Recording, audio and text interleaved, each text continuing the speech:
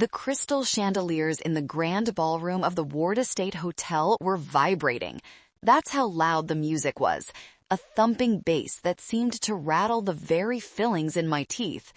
It was New Year's Eve, the most expensive night of the year in Napa Valley, and my family was throwing a party that cost more than my entire annual salary.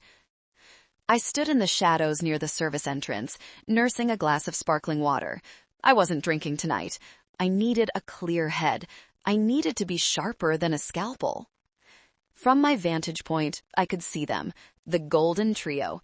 My father, Quincy, looking dashing in a tuxedo that was tailored to hide his expanding waistline. My mother, Beatrice, dripping in diamonds that I knew for a fact were insured for less than their declared value. And then there was Weston, my little brother, the prince. Weston was standing on the raised dais, holding a flute of Dom Perignon, his face flushed with the kind of confidence that only comes from never having faced a real consequence in 30 years of life. He was laughing at something a heavy-set investor was saying, throwing his head back, his teeth gleaming under the stage lights. I adjusted the silk wrap around my shoulders. The air conditioning was blasting, but I felt a different kind of cold. It was a chill that had started in my marrow about 6 months ago and had slowly frozen me from the inside out. "Ivy," a voice whispered beside me. I turned to see Sarah, the head of catering. She looked exhausted, a sheen of sweat on her forehead. She held a clipboard against her chest like a shield. "We're running low on the reserve vintage," she said, her voice trembling slightly. "Weston just ordered another 10 bottles for his table. That's $5,000, Ivy. The account is already flagged." I looked at Sarah. She was a single mom, working double shifts to put her daughter through school. She knew the hotel's finances were shaky, even if she didn't know the full, terrifying extent of it. "Release the bottle, Sarah," I said softly. "Let him have whatever he wants tonight." Sarah blinked, surprised. Usually I was the one tightening the purse strings, the one auditing every invoice, the one screaming about food waste. "Are you sure? Your father said—" "I'm sure," I cut her off, forcing a small, tight smile. "It's a celebration, isn't it? Let the prince have his wine." She nodded and scurried away. I watched her go, feeling a pang of guilt. Sarah would need to look for a new job soon. They all would. I looked back at the stage. My father was tapping a spoon against his glass.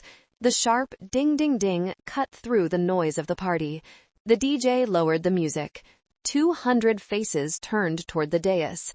These were the elite of Napa, the investors, the local politicians, the competitors who were secretly hoping we'd fail. "Ladies and gentlemen," my father's voice boomed, amplified by the microphone. He had that charismatic baritone that had charmed banks for decades.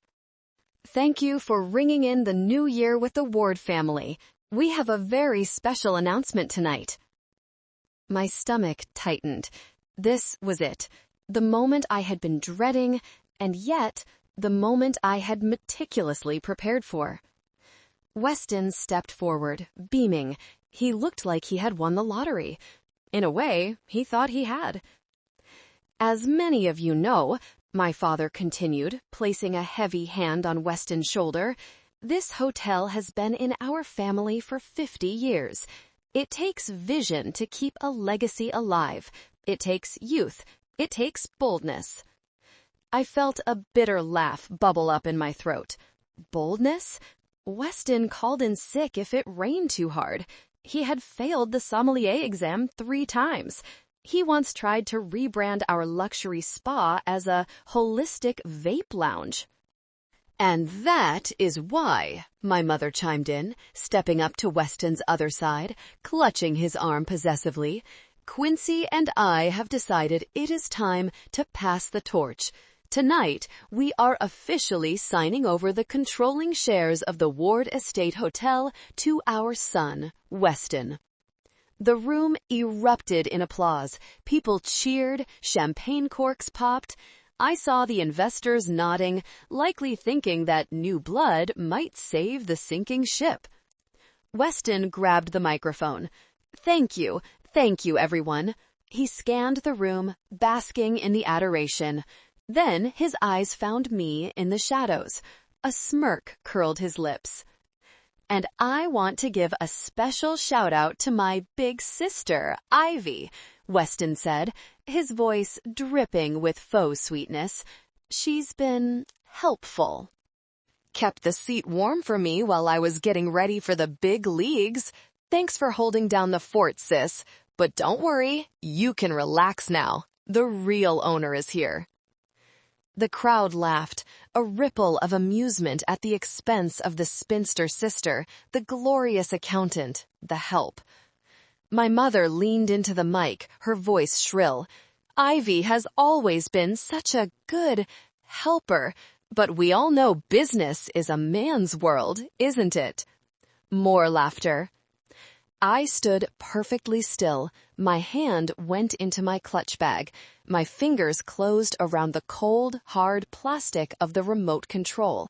It was a heavy, industrial-grade clicker I had swiped from the conference room earlier. They thought I was defeated. They thought I was the obedient dog that had finally been kicked out of the house.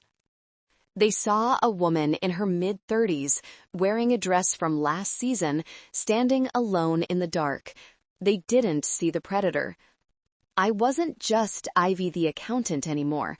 I was the executioner, and the guillotine was already falling. They just hadn't heard the blade whistle through the air yet. Thank you, everyone, Weston yelled over the applause. Mom, Dad, where are the papers? Let's make this official. I took a breath, a deep, steadying breath that filled my lungs with the scent of expensive perfume and impending doom. It was time. Thank you for being here, listening to my story, I whispered to the empty air, imagining the thousands of people who might one day know the truth.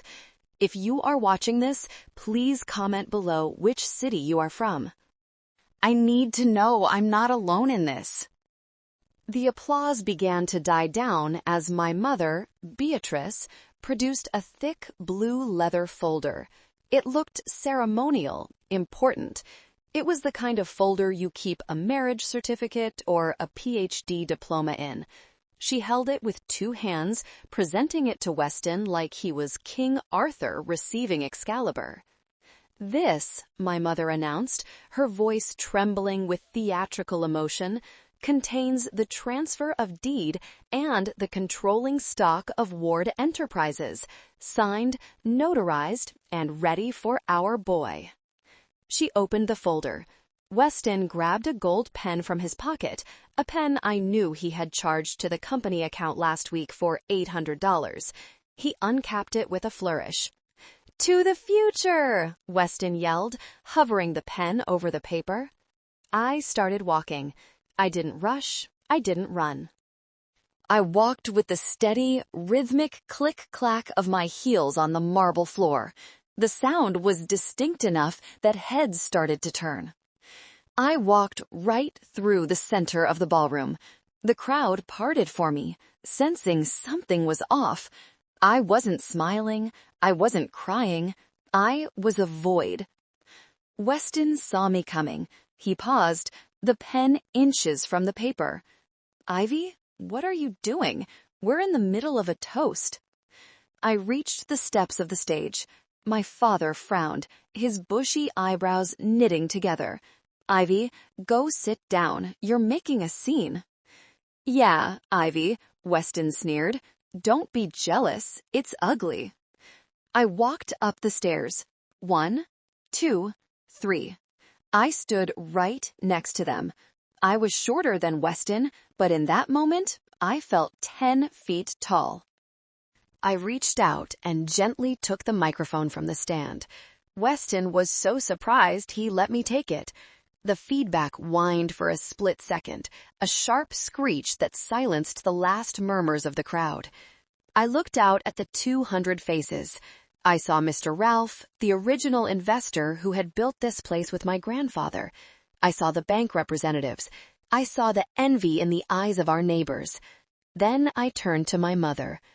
"Mom," I said. My voice was calm, amplified through the speakers, echoing off the vaulted ceiling. "Before Weston signs that, I just have one question." Beatrice's eyes darted around nervously. She leaned in, hissing away from the mic. "Get off this stage, you ungrateful Brett! You are ruining his moment!" I ignored her. I looked directly at Weston. "Weston, do you know how to read a balance sheet?" Weston scoffed, playing to the crowd. "Boring. See? This is why she's not CEO. She wants to talk about math at a party." The crowd chuckled, but it was a nervous sound now. The tension was building. It was thick, suffocating. "It's a simple question," I continued, my voice hardening, "because inside that folder, Mom and Dad are handing you 35% of the company's stock. That sounds wonderful." "It is wonderful," my father bellowed. "It's a legacy." "But," I cut him off, my voice sharp as a whip, "that stock comes attached to the company's liabilities. So, Mom, should I tell them, or will you?" My mother froze. Her face, usually composed and caked in flawless makeup, twitched. "Tell them what? You're drunk, Ivy." "Am I?" I smiled. It wasn't a nice smile. "Should I tell them that you aren't giving Weston a fortune? You're giving him a corpse." "Shut up," Weston yelled, stepping forward aggressively.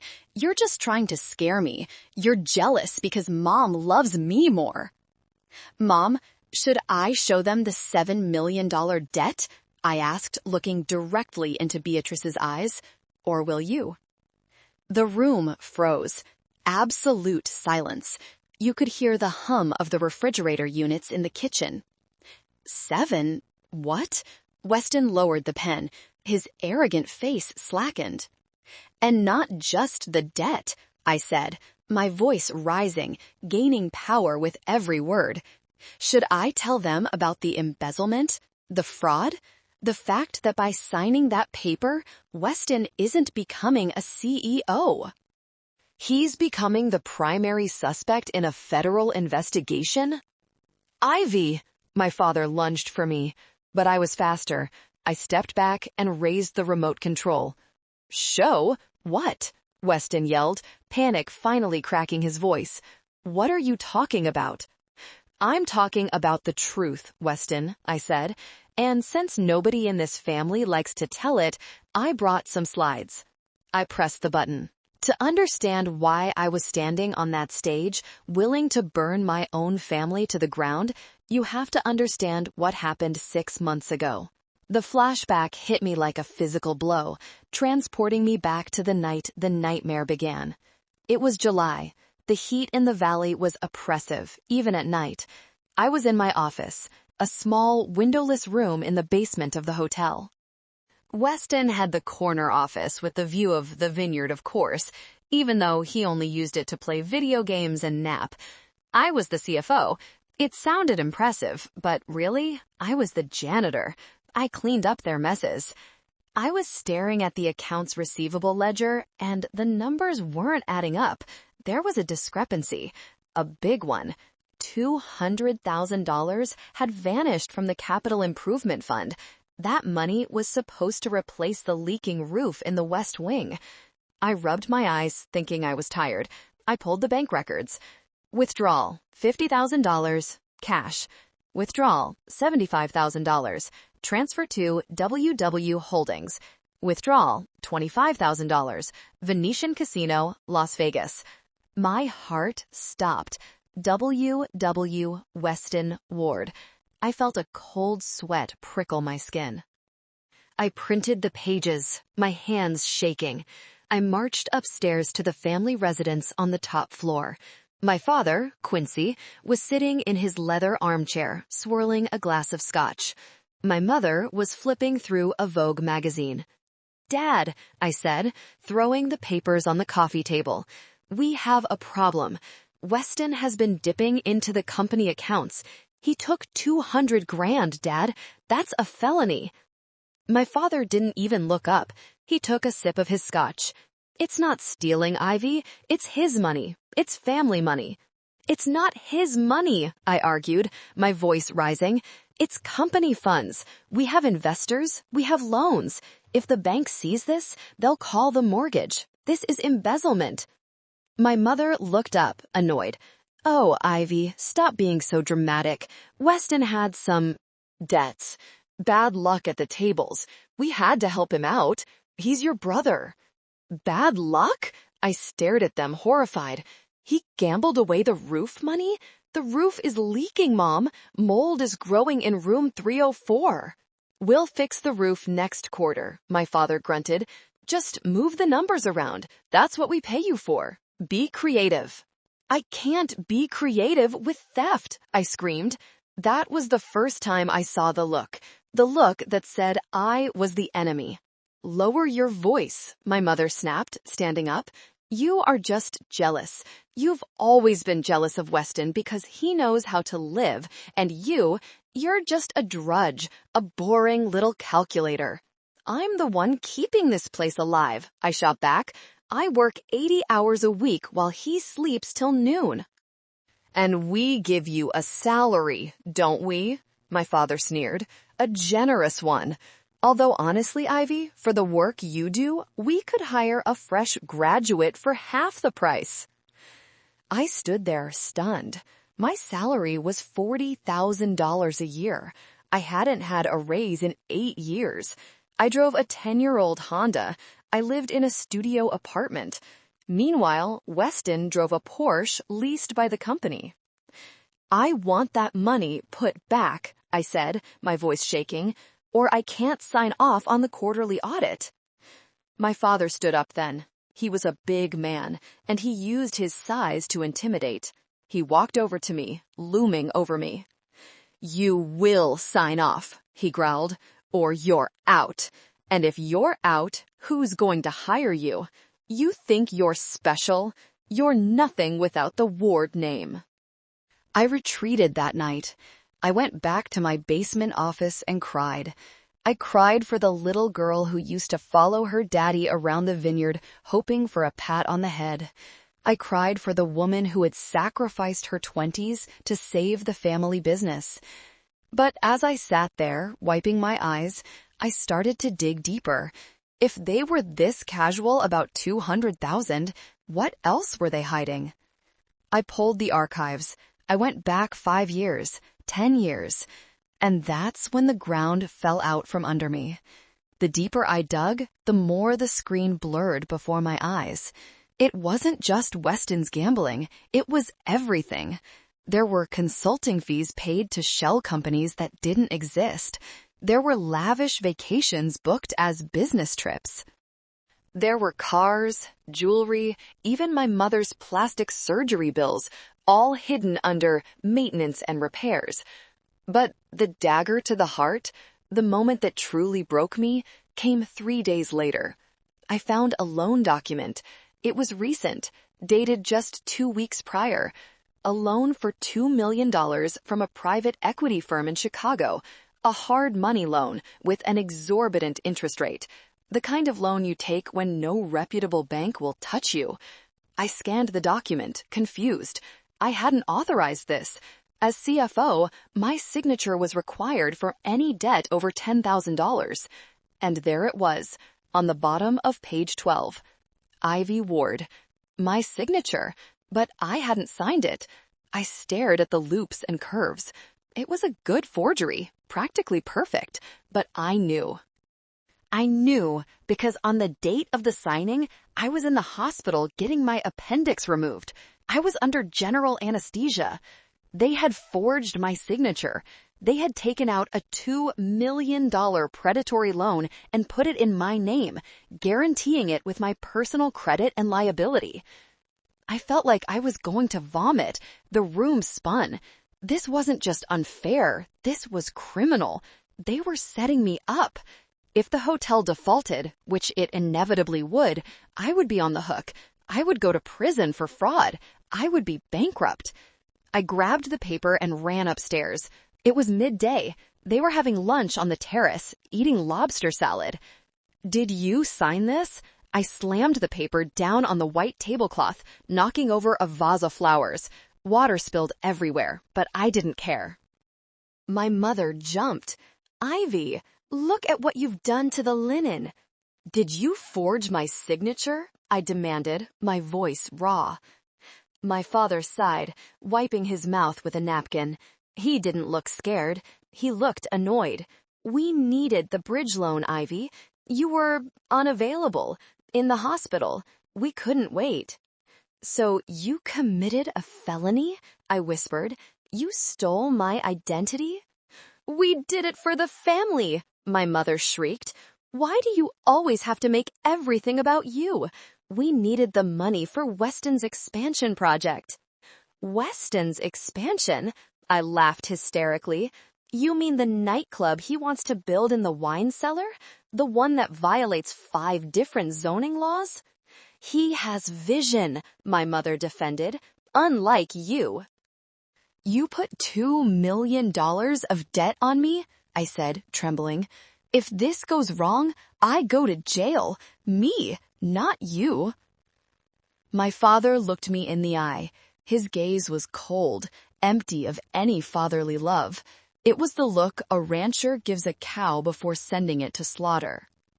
Ivy, he said calmly, someone has to carry the load. Weston is the face of the company. He can't have bad credit. He can't have legal baggage. Well, you're the support staff. It's your duty. My duty? I stepped back. You're the sister, my mother added, sipping her wine. You have to sacrifice for him. That's what women do. We support the men. Don't be selfish. Selfish. The word hung in the air. That was the moment. The snap. It wasn't a loud explosion.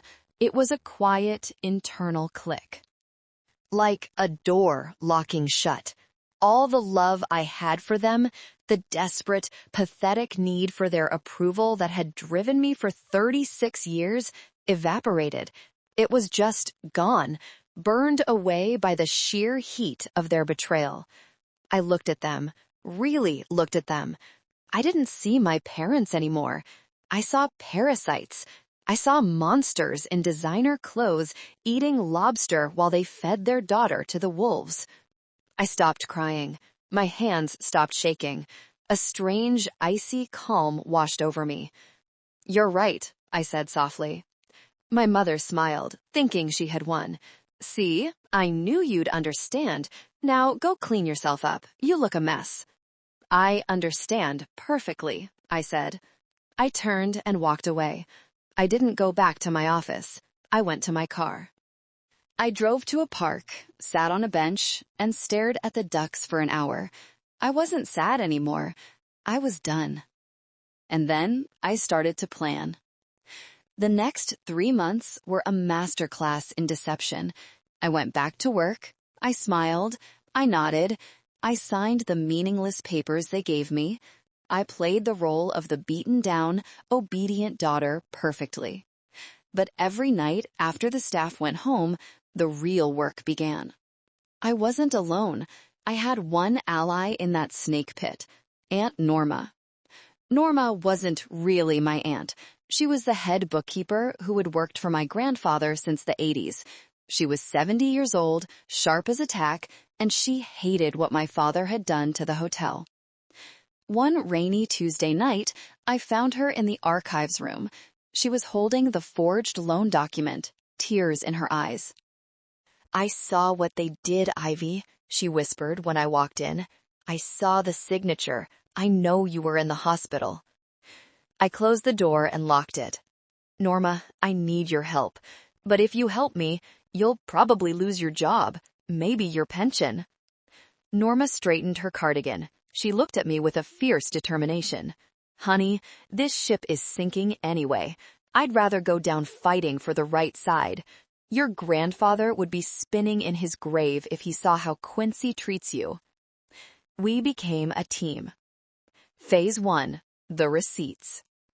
We didn't just need suspicions. We needed hard, irrefutable evidence. We needed a paper trail that could withstand a court of law. For weeks, we stayed late. Norma would distract the IT guy while I cloned the hard drives from my father's computer. I installed a keylogger on Weston's laptop. It was shockingly easy. His password was password123. We found everything. The emails between my father and the loan shark. Don't worry about Ivy. She's docile. She won't contest the signature. The texts between Weston and his dealer. Mom's giving me another $50K on Friday. I'll pay you then. Don't break my legs, LOL. The shell companies, the tax evasion. It was a mountain of filth. I organized it all. I created binders. I scanned documents to a cloud server that only I had the password to. I backed everything up on 3 different flash drives and hid them in a safety deposit box in a different city. But digital evidence wasn't enough. I needed visuals.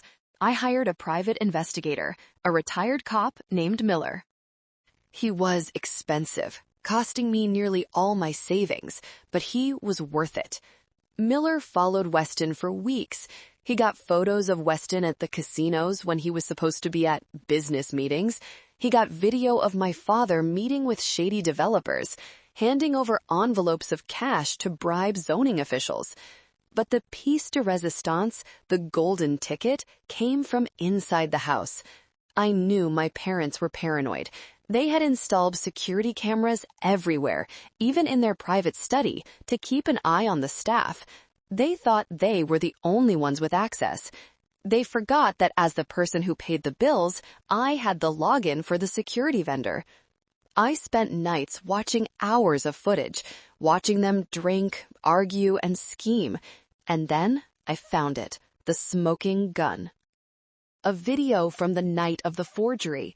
I watched it, feeling a cold satisfaction settle in my gut. It was perfect. It was undeniable. I saved the clip. I backed it up. We got them, I told Norma the next morning. What now? She asked, her hands trembling as she poured coffee. Now, I said, we wait for them to make their move. We let them hang themselves. And I knew exactly when they would do it. The New Year's Eve party. Weston had been bragging about it for weeks. The big reveal. The coronation. They were going to transfer the company to him. They were going to dump the toxic asset onto the golden child, thinking they were giving him a kingdom, while secretly planning to let him take the fall when the creditors came knocking. It was a trap within a trap. They were trapping Weston. They were trapping me. But they didn't know I had already dismantled their trap and built a bigger one underneath us all. I needed legal counsel, real counsel, not the family lawyer, Mr. Henderson, who was my father's golfing buddy and complicit in half their crimes. I drove 2 hours to San Francisco to meet with Liam Miller, no relation to the PI, a specialist in corporate fraud and whistleblower protection. I laid the binders on his desk. Liam was a stoic man, not easily impressed, but as he flipped through the pages, his eyebrows climbed higher and higher. This is, he paused, looking for the word, extensive. Your parents aren't just bad business people, Ivy. They are criminals. This is RICO territory, racketeering, wire fraud, bank fraud. Identity theft. I know, I said. I want to know how to get out. I want to know how to make sure that when this collapses, I'm not under the rubble. Liam leaned back. You have enough here to send them away for 20 years, but you need to sever your liability. You need to prove you were coerced or that you were acting as a whistleblower. I've already contacted the FBI, I revealed. Liam smiled. Good, that's your shield. But there's a problem. If you hold any officer position when the indictment drops, your assets could still be frozen during the investigation. They're planning to transfer the company to my brother on New Year's Eve, I said. They want to make him the CEO and majority shareholder. Liam started to laugh. It was a dry, sharp sound. That's incredibly stupid of them. If they transfer the shares, they transfer the fiduciary responsibility. If the debt is attached to the corporation and your brother accepts the corporation, He accepts the debt, I finished. Exactly, and if you resign before that moment, or if you are removed, I have a better idea, I said. I'll let them fire me, or better yet, I'll let them force me to sign a waiver. I went back home and played my part. A week before the party, my father called me into his study. He had a document waiting. Ivy, he said, feigning sadness, since Weston is taking over, we think it's best if you step down as CFO. It would be awkward for you to report to your younger brother. I understand, I said, keeping my head down. And, he pushed a paper toward me, we need you to sign this. It's just a formality, renouncing any claim to the future shares of the hotel. We want Weston to have a clean slate, no sibling rivalry. I read the paper. It was a quitclaim deed for my potential inheritance and a resignation letter. By signing this, I was legally detaching myself from the company. I was giving up my rights to the asset, but I was also freeing myself from the impending disaster. They thought they were cutting me out of the fortune. They were actually cutting me loose from the anchor. I'll sign, I said, pretending to choke back tears. I just want Weston to be happy. My mother clapped her hands. Oh, finally, you're being sensible. Don't worry, dear. We'll give you a nice severance. Maybe enough to buy a used car. I signed. I made sure my signature was clear, bold, and dated. I walked out of that room with the lightest step I had taken in years. Now, all that was left was the show. They wanted a spectacle. They wanted to humiliate me publicly to cement Weston's power. They wanted to show the world that I was nothing and he was everything. Fine, I would give them a show. I checked my phone. A text from Liam. The authorities are briefed. They will be nearby on the night. Good luck. I checked the next text. From the private investigator. I'll be in the parking lot. I was ready.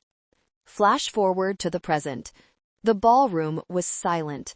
My finger hovered over the button of the remote. Weston was staring at me, his mouth open like a fish gasping for air. Show them what? He repeated, his voice wavering. This, I said. I pressed the button. A giant projection screen descended behind the stage. The projector hummed to life. Slide 1. Ward Estate Hotel, Financial Reality. A collective gasp ripped through the room. The slide wasn't pretty. It was a stark, brutal red graph plummeting downward like a crashing plane. What is that? My mother shrieked. Turn it off! Security! Get her off the stage! 2 security guards started to move toward me, but I pointed a finger at them. I wouldn't do that.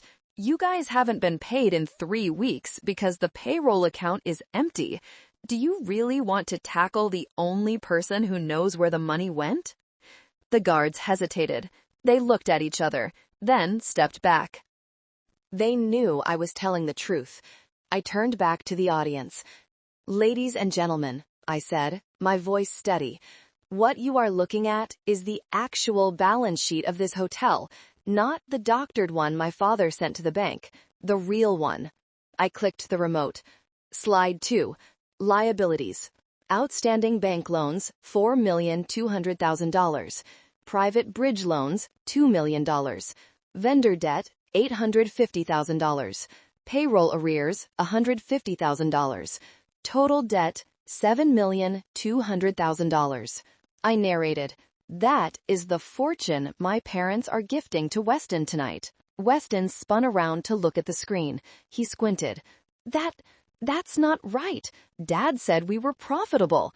Dad said we had a surplus. Dad lied, I said simply. You faked this. My father roared, his face turning a dangerous shade of purple. She's lying. She's bitter because we didn't give it to her. She cooked the books. Did I? I clicked again. Slide 3. The embezzlement. The screen filled with scanned images of checks. Checks made out to cash. Checks made out to casinos. Wire transfers to offshore accounts. And side by side with them, photos of Weston popping bottles at clubs, my mother buying a fur coat, my father handing cash to a city councilman. Here we see where the roof repair money went. I pointed to a check signed by Weston, into a poker game at the Bellagio. Here is the Stas bonus fund. I pointed to another, spent on Mom's new Mercedes. The crowd was murmuring loudly now. Phones were out. People were recording. This was the scandal of the decade, and they were witnessing it live. You little witch! My mother lunged at me, her nails clawing her my face. I sidestepped her easily. She stumbled in her high heels and fell onto the stage, her dress tearing. It was pathetic. But that's just stealing, I said to the crowd. That's bad, but it's family business, right? That's what they told me. But this? I clicked the remote again. Slide 4. The forgery. The document appeared. The loan for $2 million. My signature blown up to the size of a billboard. This is a federal crime, I said, my voice dropping an octave. Identity theft. Bank fraud. My parents forged my signature to secure a loan they knew they couldn't pay back. They planned to default and let me take the fall. They wanted to send their own daughter to prison so they could keep living in luxury. Liar! Weston screamed. You signed it. I saw you sign it. Did you? I looked at him. Because on that date, Weston, I was under the knife. I have the hospital records. It's her word against ours, my father yelled, trying to regain control of the room. She's mentally unstable. Nobody believes you. I smiled. I thought you might say that, Dad, so I prepared one last slide, or rather, a video. Weston, I said softly, you asked me to turn it off. I think you're going to wish you had asked harder. The room went pitch black as the video started. The audio was crystal clear. It was filmed from a high angle, the security camera in the study. On the massive screen, everyone saw Quincy and Beatrice sitting at the mahogany desk. It was dated 3 days before the loan was signed. Video Quincy. She won't do it. Ivy's too cautious. She knows the leverage is too high. Video Beatrice. Then don't ask her. Just do it. You know her signature better than she does. The crowd gasped. My mother, still on the floor of the stage, looked up at the screen in horror. Video Quincy, laughing. True, I used to sign her report cards, remember? Watch this. On screen, my father grabbed a piece of paper and practiced signing Ivy Ward. He did it over and over. Video Beatrice. Make the W loopier. Yes, like that. Perfect. Who's going to know? If the bank calls, I'll answer. I sound just like her on the phone. Video Quincy. And if it goes belly up? The sharks want collateral. Let them take Ivy's assets. She has that savings account she's been hoarding, and her credit is spotless. Let her take the hit. We have to protect Weston's inheritance. Ivy can bounce back. She's durable. She's durable. The word echoed through the ballroom. Video Weston. Entering the frame. Hey, are we getting the money?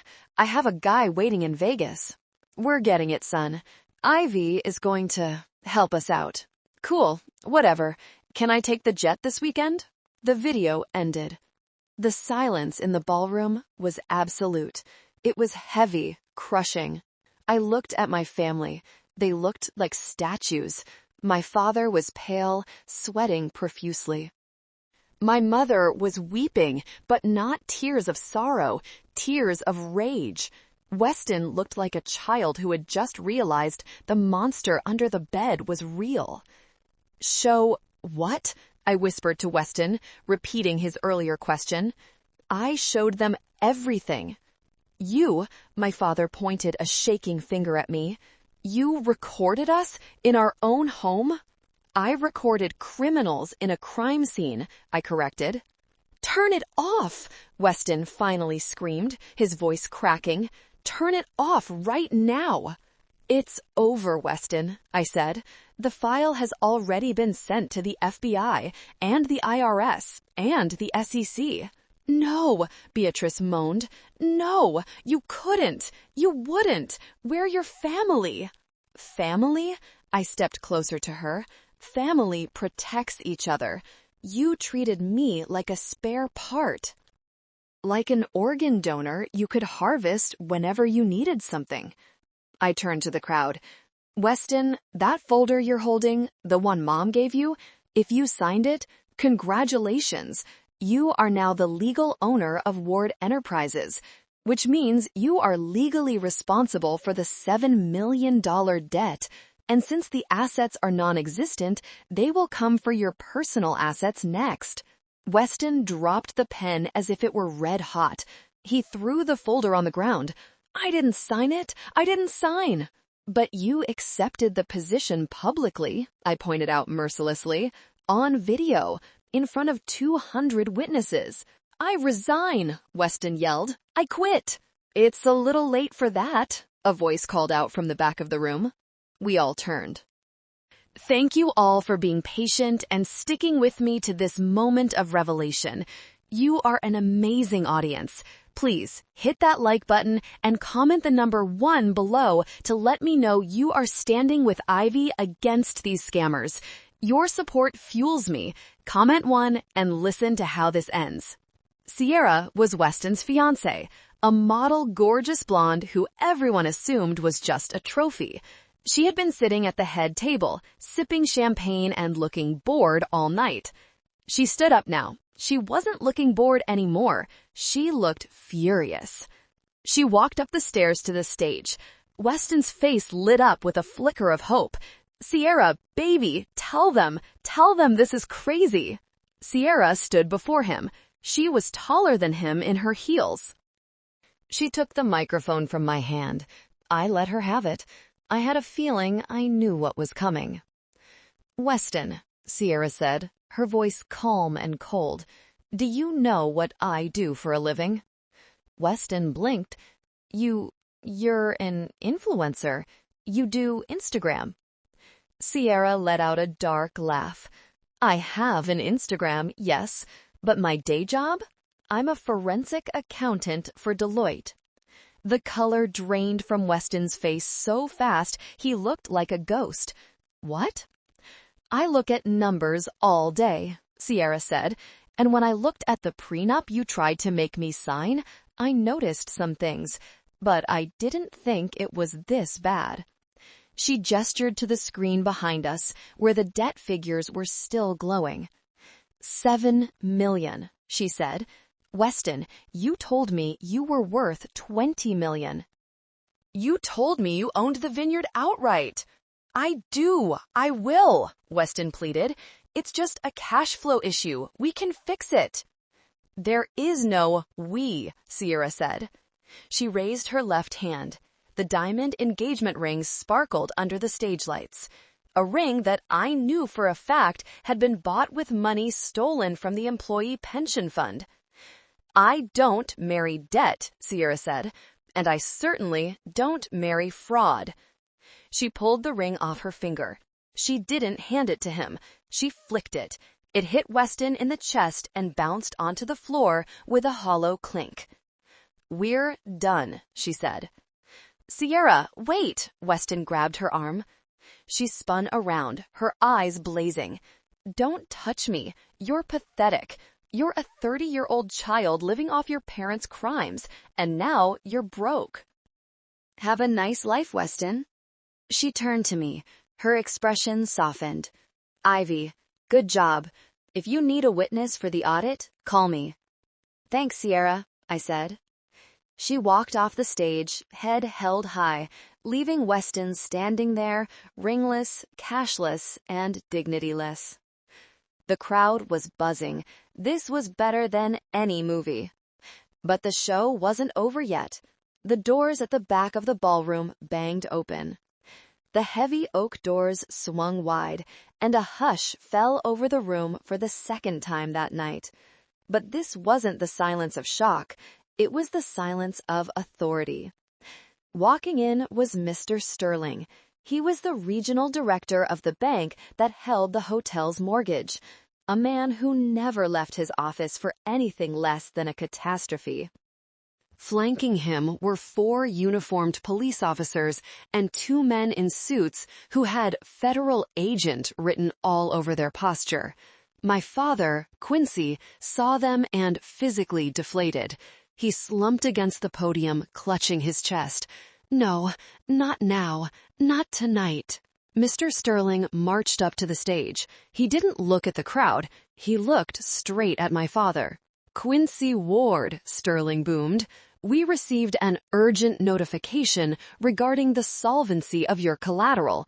We also received a packet of evidence regarding fraudulent loan applications submitted to our institution." "It's a misunderstanding," my mother wailed, trying to stand up, smoothing her torn dress. "Mr. Sterling, you know us. We've banked with you for 30 years. "And for the last 5, you've been lying to us," Sterling said, his voice like grinding stones. "You submitted falsified tax returns. You inflated asset valuations. And we have confirmation from the Chicago PD regarding the forged signature on the bridge loan." One of the federal agents stepped forward. He showed a badge. "Quincy Ward, Beatrice Ward, Weston Ward. I have warrants for your arrest on charges of wire fraud, bank fraud, and conspiracy to commit identity theft." "Weston?" my mother gasped. "No, not Weston. He didn't do anything. He's just a boy." "He is a signatory on the accounts used to launder the money," the agent said, "and based on the video we just watched, he was a willing participant in the conspiracy." The officers moved in. The sound of handcuffs clicking open was loud in the silent room. Then the cannibalism began. It's a known trait of narcissists. When cornered, they don't band together. They eat each other. "It was his idea," my mother screamed, pointing a manicured finger at my father. "Quincy made me do it. I didn't want to sign. He threatened me." "You lying harpy," my father roared as the officer pulled his arms behind his back. "You're the one who needed the new cars. You're the one who spent $50,000 on that facelift. I did it to pay for your lifestyle." "And Weston," my father continued, spitting the words out, "Weston is the one who gambled it away. If he wasn't such a loser, we wouldn't have needed the loans." "Me?" Weston shrieked as an officer grabbed his wrist. "You guys told me it was my money. You said I deserved it. You said Ivy would pay for it." "Shut up," Beatrice yelled. "Don't speak without a lawyer." "I don't have a lawyer," Weston cried, tears streaming down his face, mixing with snot. "You guys said I didn't need one." I stood to the side, watching them tear each other apart. It was ugly. It was horrifying, but it was also the most honest they had ever been. The agent turned to me. "Ms. Ivy Ward?" My heart skipped a beat. "Yes?" "You are not under arrest," he said. "Your attorney, Mr. Miller, has provided us with your cooperation agreement and the proof of your whistleblower status. You are considered a witness." "Thank you," I breathed. "However," Mr.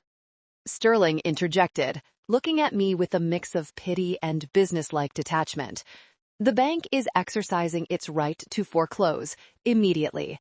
The hotel operations are suspended effective now. All assets are frozen." I nodded. "I understand. I've already backed up the payroll data so the staff can get their final checks before the accounts are locked." Sterling looked impressed. "That was prescient of you." "I try to be organized," I said. The police began to lead my family away. It was a procession of shame. My father, red-faced and cursing. My mother, weeping and looking for someone to blame. Weston, sobbing like a toddler. As they dragged Weston past me, he stopped digging his heels in. He looked at me, his eyes wide and terrified. "Ivy," he whimpered. "Ivy, please." Tell them I'm just the brother. I didn't mean to. Please, Ivy, I can't go to jail. I can't." I looked at him. I remembered him stealing my lunch money when we were kids. I remembered him wrecking my car and letting me take the blame. I remembered him laughing 10 minutes ago about me keeping his seat warm. You wanted the title, Weston, I said softly. You wanted to be the big man. Big men face consequences. Ivy! He screamed as they dragged him out the door. The chaos that followed was absolute. As soon as the police doors closed, the ballroom exploded. The investors were shouting, demanding answers. The guests were live streaming. The staff looked terrified. I took the microphone one last time. Everyone, please listen, I said. The room quieted down, not out of respect, but out of shock. The party is over, I said. Please vacate the premises in an orderly fashion. To the staff, I am so sorry. I did everything I could to secure your last paychecks. Check your direct deposits tomorrow morning. They should clear. Mr. Ralph, the old investor, walked up to the stage. He looked heartbroken. Ivy, he said, his voice shaking. 50 years. Your grandfather built this place with his bare hands. And they destroyed it. I know, Mr. Ralph, I said, feeling a tear finally escape. I tried to save it, but the rot was too deep. You did the right thing, he said, placing a hand on my arm. It took courage to pull the plug. Better a quick death than a slow poison. I watched as the guests fled like rats from a sinking ship. The beautiful illusion of the Ward Empire had shattered in less than 20 minutes. I walked through the empty kitchen. I saw the trays of uneaten lobster, the melting ice sculptures. It was a graveyard of excess. I went to the front desk. The night manager, Kevin, was standing there, looking pale. Ivy, he said, the computers, they're locked. The bank shut us down remotely. I know, Kevin. Go home. Be with your family. But what about the guests upstairs? They'll be refunded by the bank's insurance, I said. Eventually. Just go. He nodded and left. I was alone in the lobby. The grand lobby with its marble floors and gold leaf ceiling. It was silent. I sat down on one of the velvet sofas. I should have felt sad. This was my home. This was my life. But all I felt was relief. The weight was gone. The burden of covering for them, of lying for them, of fixing their mistakes, it was physically lifted off my shoulders. I checked my phone. My personal bank account was untouched. My savings, the money I had scraped together in secret, was safe. I wasn't rich, but I was free. I walked out the front doors. The cool Napa air hit my face. I looked back at the hotel one last time. The lights were still on, blazing into the night, a monument to vanity. Goodbye, I whispered. I got into my 10-year-old Honda. It started with a rattle.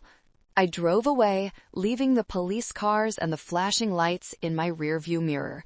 I didn't turn back. 3 days later, I went to the county jail. I didn't have to go. My lawyer, Liam, advised against it. But I needed closure. I needed to say it to their faces without a crowd watching. They were in holding cells. I saw my mother first. She looked 10 years older. Her hair was flat, her makeup gone, revealing the gray skin underneath. She was wearing an orange jumpsuit that clashed horribly with her complexion. When she saw me through the glass partition, she slammed her hand against it. "You," she hissed through the phone, "you ungrateful, spiteful little wretch. Look what you did to us." "I didn't do this, Mom," I said calmly. "You did this. I just turned on the lights." "We gave you life," she screamed. "We gave you a job." "You gave me a cage," I corrected, "and you tried to sell me to a loan shark." "I am your mother," she wailed, switching tactics instantly to manipulation, tears streaming down her face. "Ivy, please, you have to recant. Tell them you made a mistake. Tell them you authorized the signature. They'll go easy on you. You have a clean record. Please save Weston. He's not built for this place. I stared at her. Even now, in a cage, she was trying to sacrifice me to save him. No, I said. What? She stopped crying. Her eyes went hard. No, I repeated. I won't save him, and I won't save you. You committed crimes, Mom. Serious ones. You have to pay for them. You are dead to me, she spat. If I ever get out of here, I will ruin you. You already tried, I said, standing up, and you failed. Goodbye, Beatrice. I didn't call her Mom. She didn't deserve that title. I walked past my father's cell. He didn't even look at me. He was sitting on his cot, staring at the wall, muttering to himself about interest rates and appeals. He was broken. Then I saw Weston. He wasn't screaming anymore. He was curled up in a ball in the corner of his cell. He looked small. Ivy, he whispered when he saw me. Hey, Weston. Is it true? He asked, his voice trembling.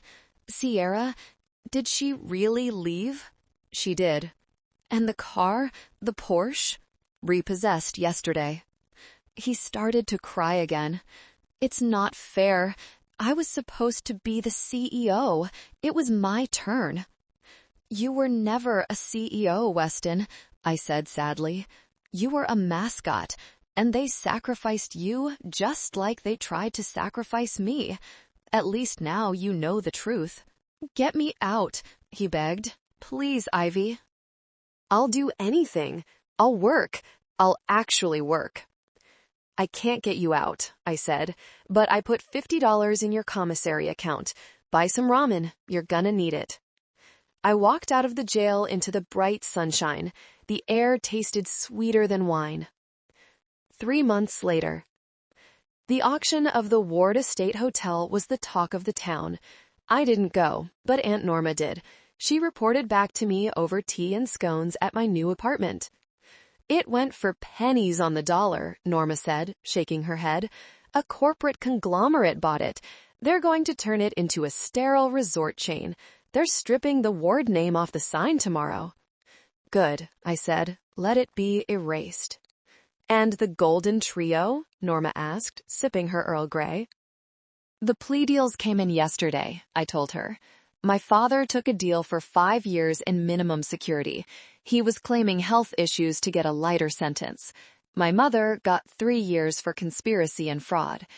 Weston, porn, stupid Weston, because he was the signatory on the accounts that actually moved the stolen money across state lines, he got hit with federal wire fraud charges. He got 4 years, but with good behavior, he might be out in 2. 2 years in federal prison, Norma mused. That's a tough university. Maybe he'll finally learn something, I said. Or maybe he won't. It's not my problem anymore. And what about you? Norma asked, looking around my small but sunny living room. What's next for Ivy? I smiled. For the first time in my life, the future wasn't a terrifying cliff edge. It was a blank canvas. I started my own business, I said. Ivy Ward Financial Consulting. I help small businesses clean up their books. I help them find the leaks before they sink.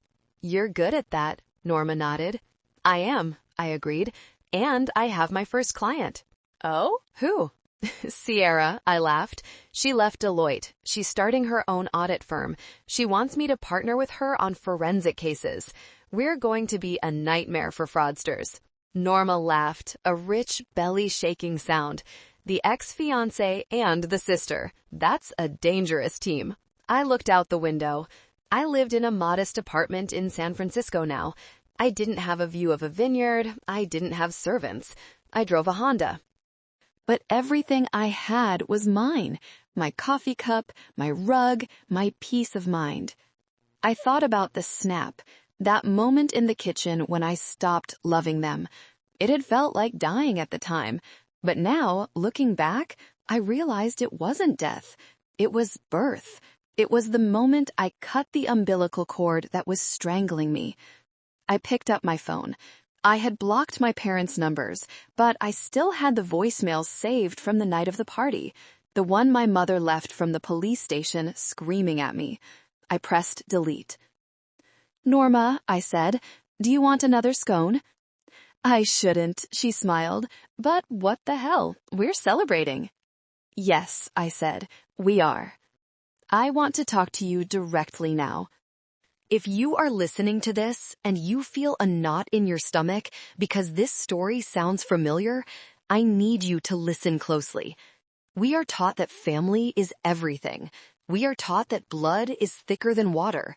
We are taught to sacrifice, to forgive, to turn the other cheek, especially women. We are raised to be the peacemakers, the fixers, the sponges that absorb everyone else's pain. But there is a line. There is a line where loyalty becomes complicity. There is a line where sacrifice becomes suicide. There is a line where love becomes abuse. My family crossed that line. They didn't just cross it, they erased it. They looked at me and saw a resource, not a person. They saw an insurance policy, not a daughter. For years, I let them. I thought if I worked harder, if I saved them one more time, if I fixed one more mess, they would finally love me. I thought I could earn my place at the table. But you cannot earn love from people who are incapable of giving it. You cannot buy respect from people who profit from your disrespect. The snap didn't happen because I was angry. It happened because I finally saw the truth. The truth is, you are not responsible for other people's bad decisions, not even your parents, not even your siblings. You have the right to protect yourself. You have the right to say no. You have the right to gather your receipts, record the videos, and expose the lies. Some people called me cold. Some people said I should have handled it privately. But evil thrives in the dark. Narcissists rely on your silence. They rely on your shame. By turning on that projector, I didn't just expose their debt. I exposed their darkness. And in doing so, I found my light. I am 37 years old now. I am single. I am renting. I am working hard. And I have never been happier. I saw Weston once, about a year after he got out. He was working at a car wash in Oakland. He looked older, tired. He saw me waiting at the light. He didn't wave. He just looked down and kept scrubbing the tire. I didn't feel happy seeing him like that. I didn't feel sad. I just felt nothing. He was a stranger with a familiar face. And that is the greatest freedom of all. The indifference. So, to anyone out there holding a folder full of someone else's debts, hoping for a thank you that will never come, drop the folder. Walk off the stage. Start your own life. Because the only person who is going to save you is you. Thank you so much for listening to my story. I am truly grateful for your time and your patience. If you made it this far, please comment the letter A below. It lets me know you are a deep thinker, someone who appreciates the full journey. If you have ever had to stand up to family, or if you are thinking about it, share your thoughts in the comments. I read them all. And please, click on the next video on the channel to hear more stories about justice and truth. Thank you, and stay strong.